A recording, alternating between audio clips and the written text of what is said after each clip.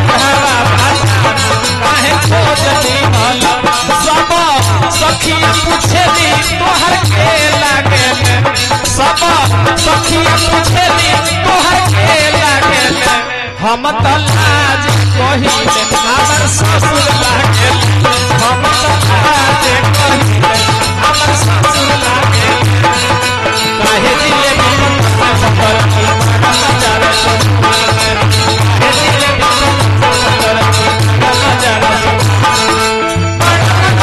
झूला में झूला में काहे दिले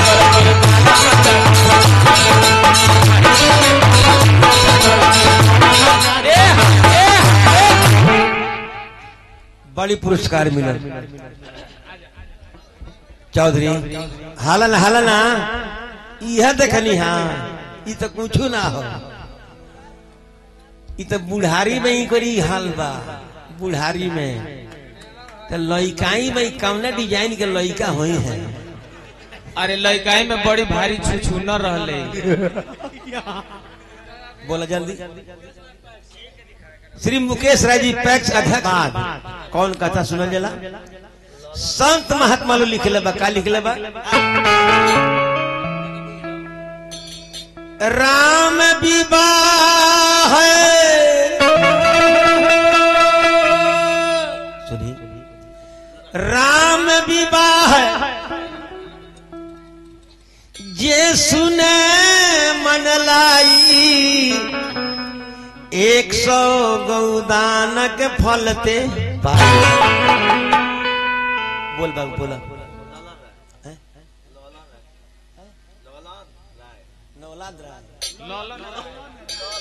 ललन राय जी श्री ललन राय जी 21 पुरस्कार दिले बनी हार्दिक अभिनंदन 24 घंटा के अखंड के बाद भगवान श्री रामचंद्र जी के विवाह के पद कीर्तन कथा सुनला से 100 गौदान के लगे फल प्राप्त होला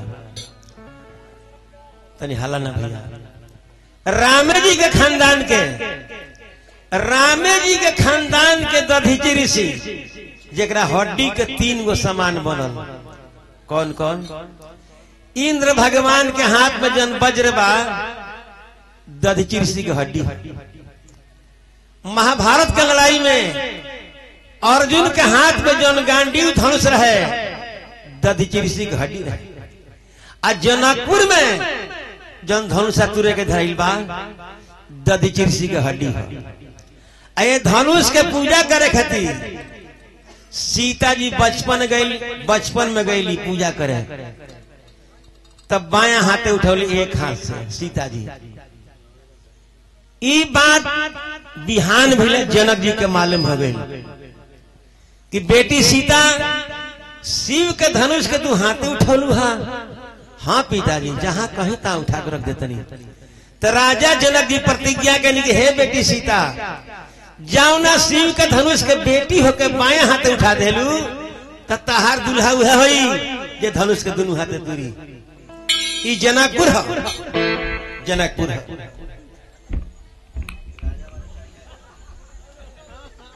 हालना हालना ई जनकपुर है। और के हैं राजा राजा ये राजा आज ही गाँव कल्लू गाँव पतल चढ़ला राजा है। इनकी रामायण में रो नहीं लिखल, अलग से बनी, अलग से बनी। धनुष सूर्य के बाद मेहनत बनाई।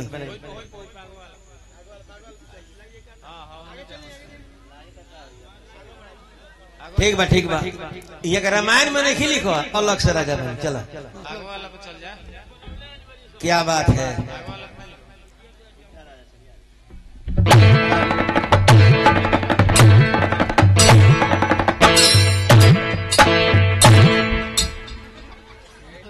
मुंह पर अरे यार धनुष तुरैल बनी कि लोग के कपार फरे, सब काम जानी ले। पाकिट मारी, हाथ के सफाई, हाय हाय। तो हमने का माई बहन बेटी वो गीत गावेली कब समधी जब खाना खाए बैठे ले समधी, तो हमने का महतारी बहन बेटी वो गीत गावेली। क्या गावेली हो?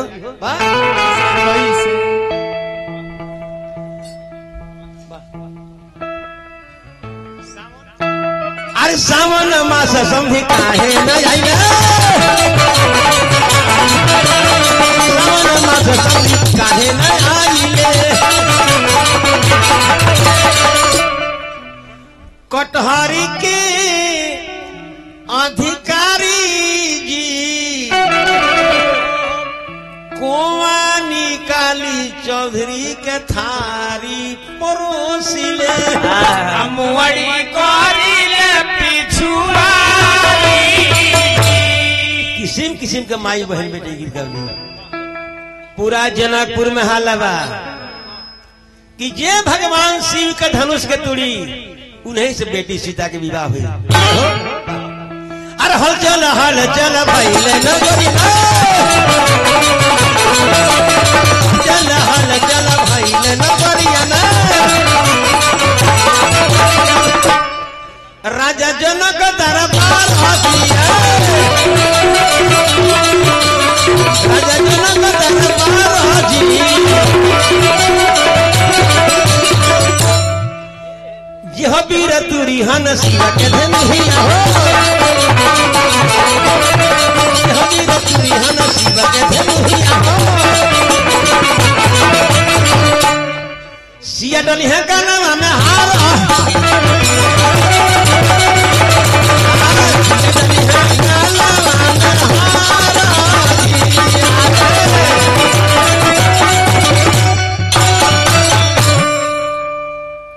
राम लक्ष्मण कहा रहे लो दोनों भाई।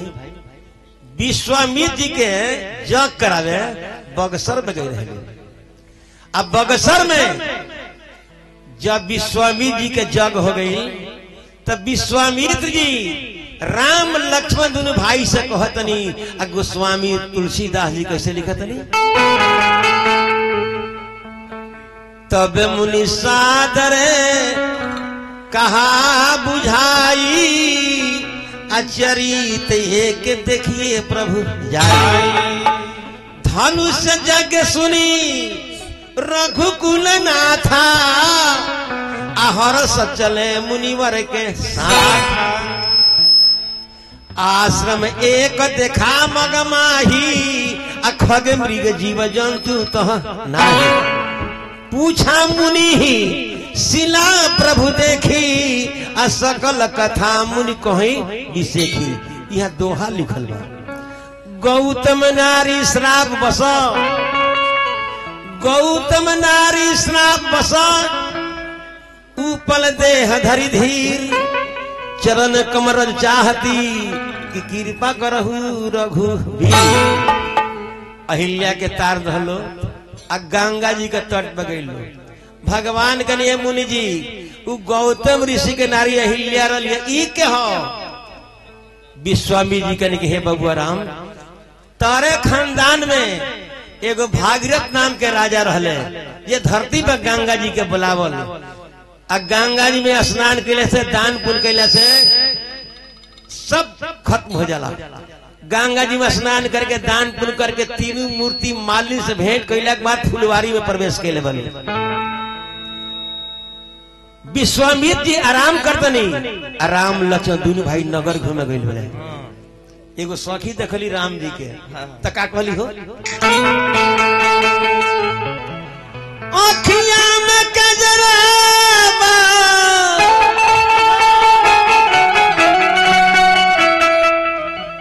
अरे बिजुरिया ऐसन हंसी हे बेटा बन के चौधरी क्या बात है वही बात है कि जो तू कहो दरो हे बेटा बन के बाजे सुरतिया देखी न फांसी है बेटा बन के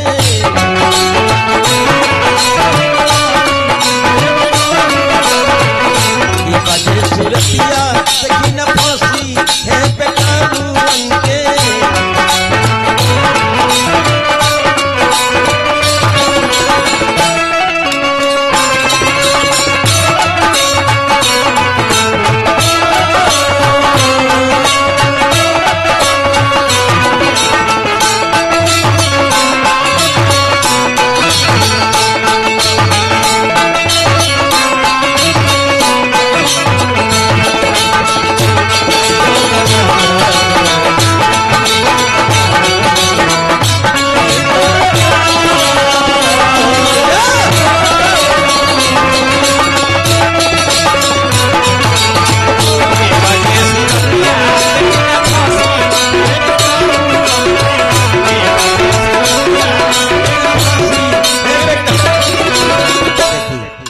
यही बीच में राजा जनक जी आइल बनी अब विश्वामित्र से परिचय हो गई बा आ राम लक्ष्मण दोनों भाई नगर घूम के आइल बने एहुल से परिचय हो गई आ तीनों मूर्ति के जनक जी सुंदर आश्रम में रखवा देनी भोर भाई गोस्वामी जी लिखा था उठे लखन निस विगत सुनी अरुण सिखा दुनिकान गुरु ते पहले जगत पति की जागे राम।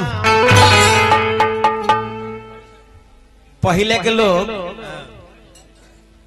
रामायण के दोहा चौपाई पहले के लोग कैसे गा दे एक लाइन कौन गीत बोल दिलो अब बीच में खाली दोहा चौपाई तो कहता गावे लो भोजपुरी सम्राट कुतुबपुर दियरा जिला छपरा स्वर्गीय भिखारी ठाकुर जी के भाव में तनी रामायण के चौपाई वाह जबर उठे लखान निशा सकल सोची करे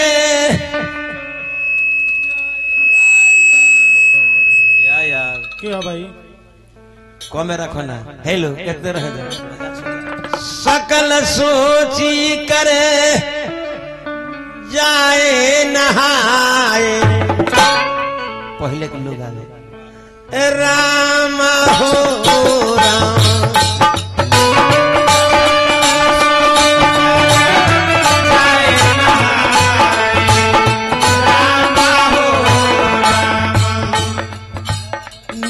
निबाही गुरु ही सिरनाए राम हो राम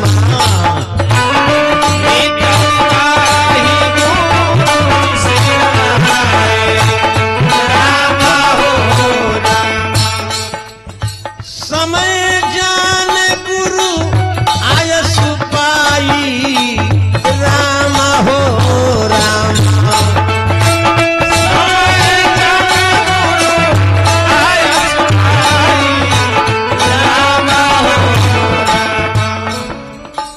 लेन प्रसून चले दो भाई राम हो राम लेन प्रसून चले दो भाई राम हो इतने ना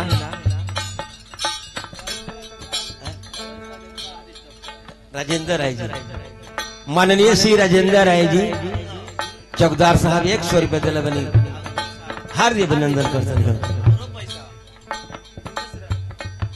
माननीय श्री मुकेश राय जी पुरस्कार देनी हार्दिक अभिनंदन। तेही अवसर सी तात आई राम हो राम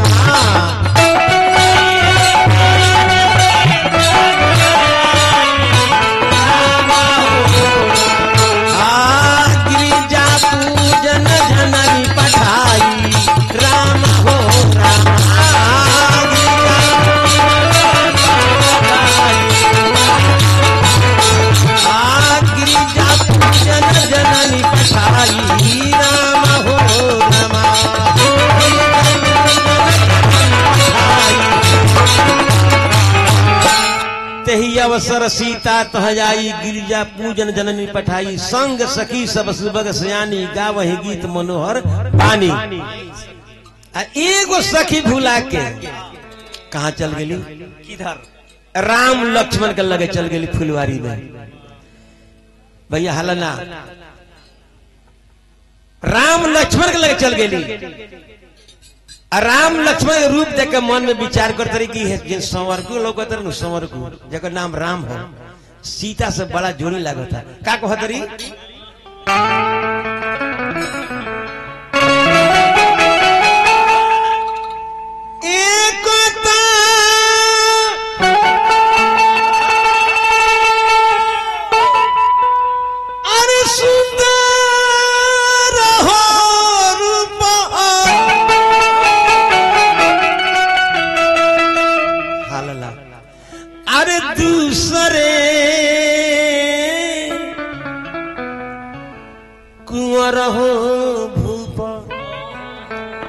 सखी बड़ी हाला करते रहलू ठीक नहीं खेली बड़ी बाउल काम बा। तीसरे उमरिया के थोरा तीसरे उमरिया के थोरा धनुष कैसे तुरी है रे सखिया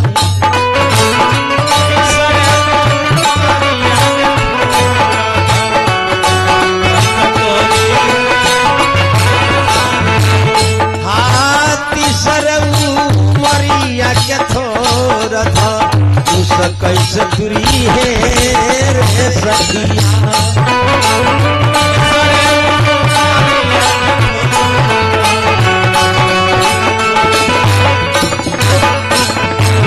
देख कर राम जी को जनक नंदनी देख कर राम जी को जनक नंदनी बाग में वो खड़ी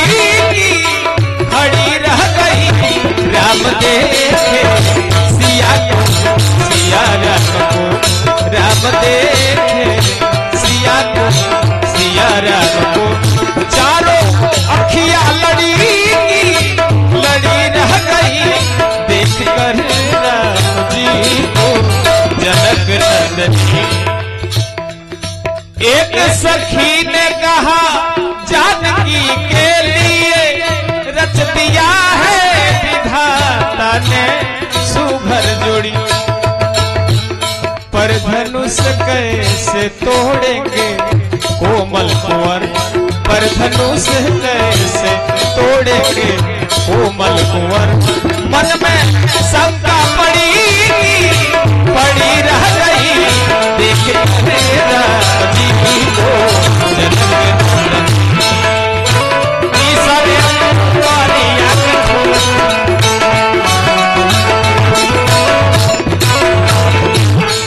बड़ी पुरस्कार मिलल जयकर्ता महोदय श्री राजेंद्र राय जी हमारा भैया के तरफ से,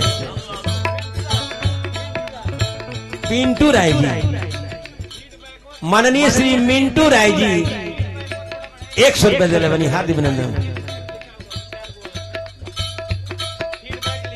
तीसरे उमरिया के थोड़ा पहले के लोग हाल ना दोहरी चौगुन लगा के पहले के लोग कैसे गा रहे बबुआ हो गए लोग। तीसरे अरे उमरिया के थोड़ा कैसे तुरी है रे सब